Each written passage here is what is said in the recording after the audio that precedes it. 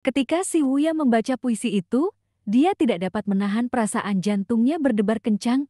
Dengan kecerdasan si Wuya, dia langsung mengerti arti setiap kata dalam puisi itu. Dia terkejut, tetapi tidak berani mengatakan apapun.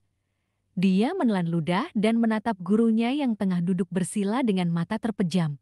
Setelah terdiam sejenak, dia berkata, "Guru." Master Pavilion perlahan membuka matanya. Ia menatap si Wuya dan berkata, "Kau masih berani memanggilku guru?" Si Wuya merasa gelisah. Ia mulai merasa gugup. Setelah berhenti sejenak, Master Pavilion berkata lagi dengan acuh tak acuh, "Katakan padaku, mengapa kau meninggalkan Pavilion Langit Setan?" Si Wuya berkata dengan sungguh-sungguh, "Hanya ketika aku meninggalkan Pavilion Langit Setan, aku dapat mengeluarkan potensi penuhku. Hanya dengan sedikit kepintaranmu itu," balas Master Pavilion. Si Wuya berkata lagi, "Saya pikir itu mungkin. Menurutmu?" tanya Master Pavilion. 9 provinsi Dian Agung sedang kacau sekarang, beri aku waktu, dan 9 provinsi itu akan jatuh, keluarga kerajaan akan kacau balau. Bahkan jika ibu kota ilahi memiliki formasi 10 terminal, itu tidak akan berguna. 9 negara terkepung, dan ibu kota ilahi terisolasi dan tak berdaya. Kekalahan hanyalah masalah waktu, hanya 1 tahun lagi, hanya 1 tahun lagi, kata si Wuya. Black, Master Pavilion tiba-tiba melancarkan segel telapak tangan. Tamparan itu mendarat di wajahnya. Menghukum si Wuya mendapatkan 200 poin prestasi. Mereka semua bajingan yang perlu dididik. Tamparan itu mendarat di wajahnya dan menghentikan kata-katanya.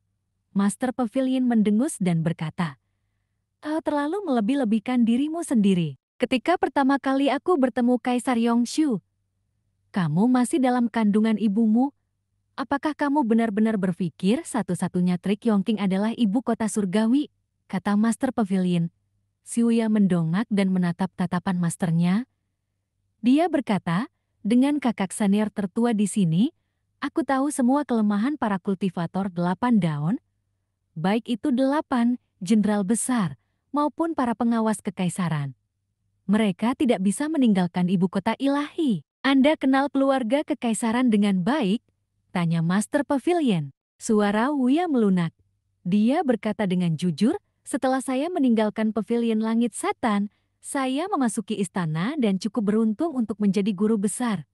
Bukan itu saja, kau telah memenangkan hati Yang Ning dan memanfaatkannya untuk mendapatkan informasi dari istana," kata Master Pavilion tanpa ampun. "Aku tidak memanfaatkannya."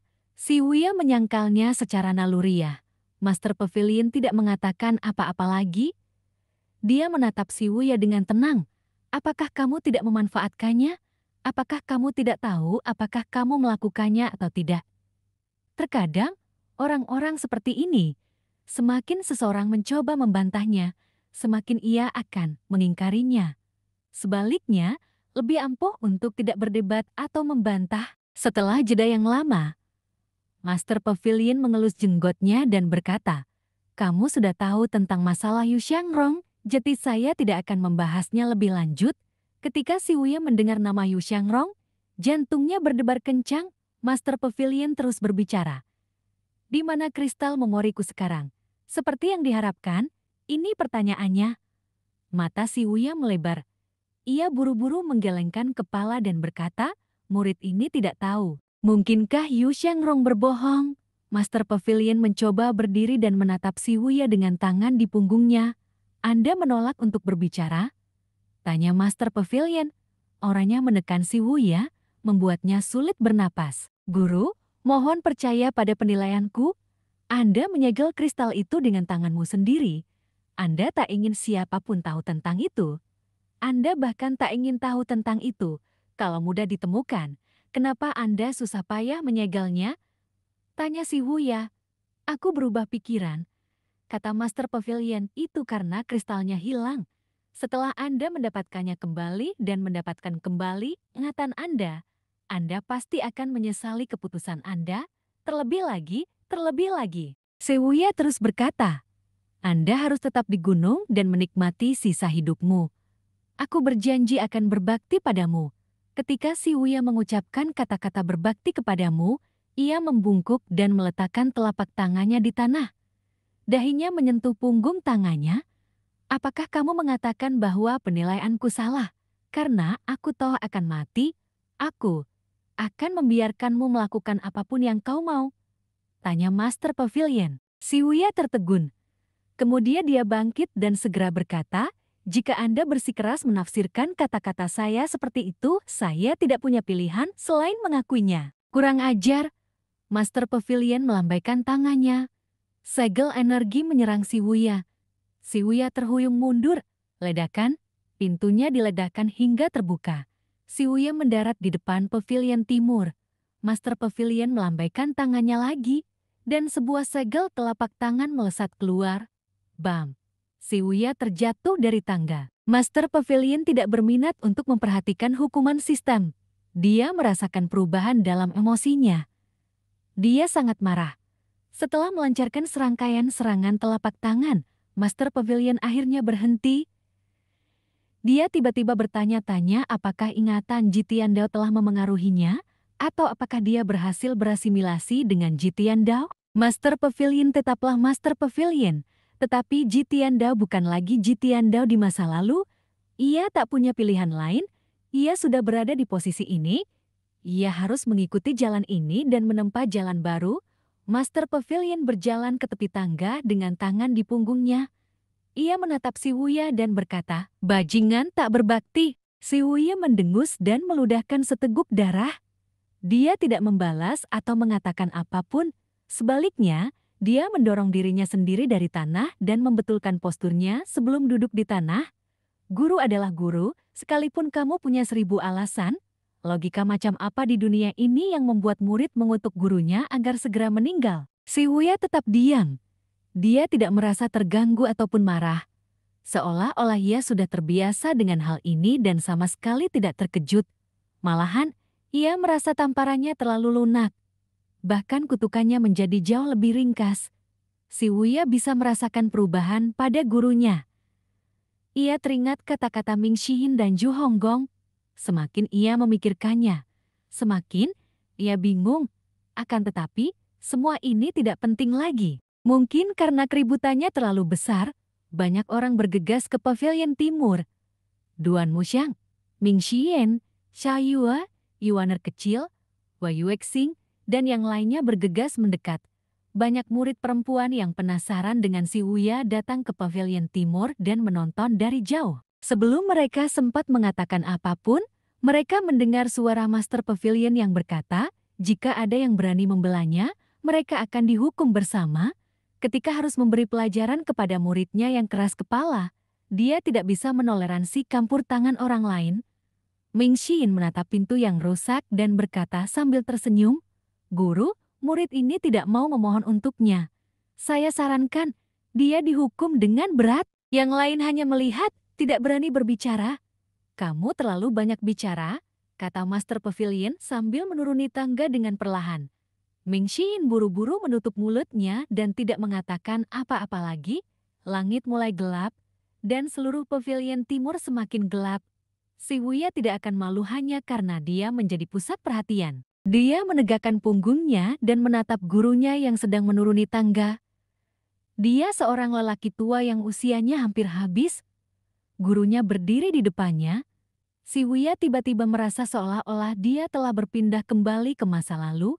Saat itu dia masih muda, dan karena melakukan kesalahan, dia dihukum oleh gurunya untuk berlutut, sama seperti sekarang, berlutut di pavilion timur.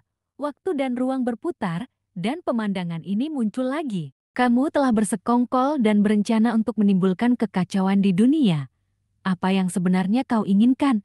Tanya Master Pavilion sambil jongkok di depannya dengan nada yang jauh lebih lembut dari sebelumnya. Sejak si Wuya meninggalkan pavilion Langit Setan, pemahaman si Wuya tentang gurunya hanya terbatas pada informasi yang diterimanya. Sayangnya, Darknet memiliki terlalu sedikit informasi tentang Master Pavilion Langit Setan. Namun, meskipun mereka hanya menghabiskan waktu bersama yang sangat singkat, si Wuya yakin gurunya sangat berbeda dari sebelumnya. Jika kakak senior tertua menginginkan dunia ini, maka murid ini akan membantunya untuk mendapatkannya.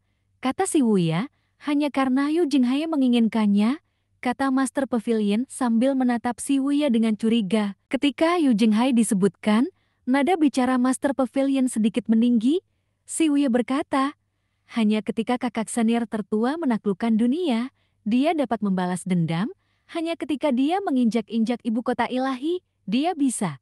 Kata-katanya terhenti tiba-tiba.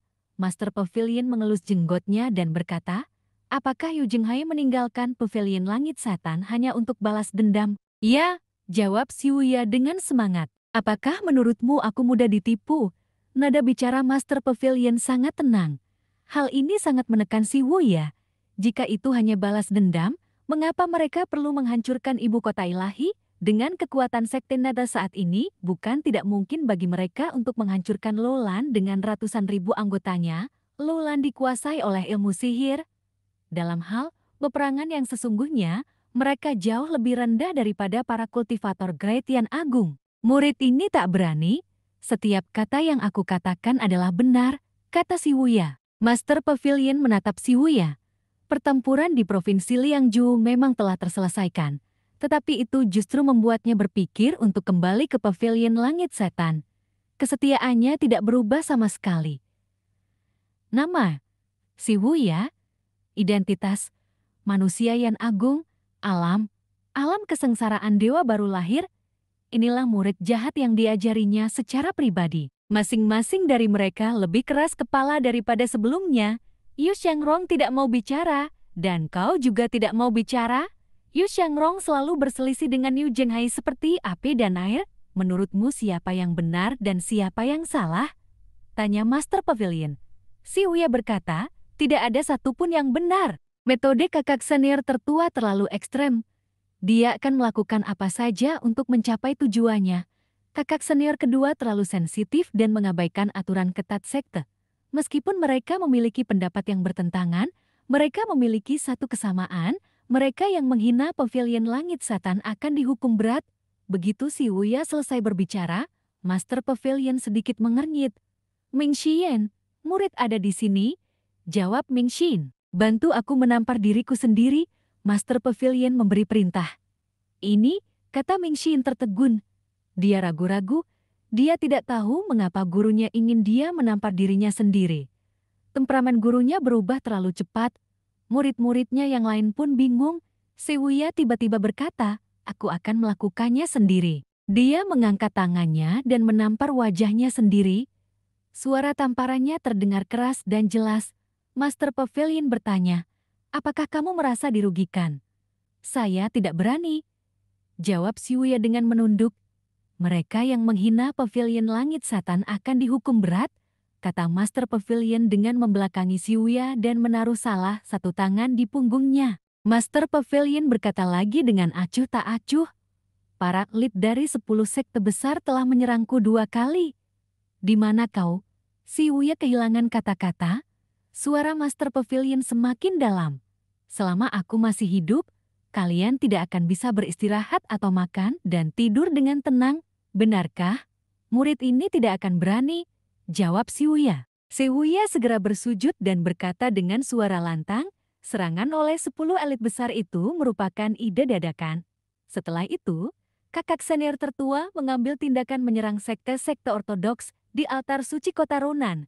Kakak senior Zhao Yue ditangkap. Kakak senior kedua pergi ke altar suci untuk menyelamatkannya dengan membunuh banyak master. Master Pavilion mendengar perkataan si Wuya dengan penuh antusias. Setelah si Wuya selesai bicara, Master Pavilion berkata dengan nada santai, karena kau setia pada Pavilion Langit Setan, ceritakan padaku tentang kristal dan ibu kota ilahi. Si Wuya terdiam. Master Pavilion berkata lagi, pada zaman kuno, dari putra langit hingga orang biasa, seseorang harus mengandalkan guru dan teman untuk mengembangkan kebaikan dan menyelesaikan pekerjaan. Setelah mengajari seorang murid yang jahat seperti kamu, yang benar-benar tidak bisa beristirahat atau makan dengan tenang, adalah aku. Kata-kata gurunya membuat mata si Wuya berkaca-kaca. Begitu pula dengan Ming Xian dan murid ke-8, murid ke-6 dan Duan Museng. Namun, tidak dengan murid ke-9, maklum masih kecil,